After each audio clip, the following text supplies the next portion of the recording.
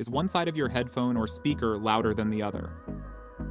Here's how you can adjust the audio balance on your Windows system. First, click on the Start menu on your system.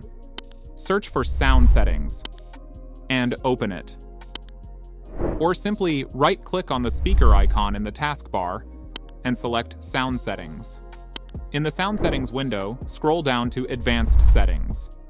Then, click on More Sound Settings. A new window will pop up. Under the Playback tab, find your current speakers or headphones.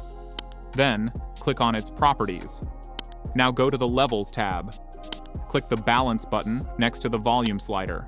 Here you'll see two volume controls, L for left, R for right.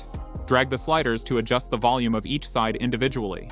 Set both to equal values for a balanced sound.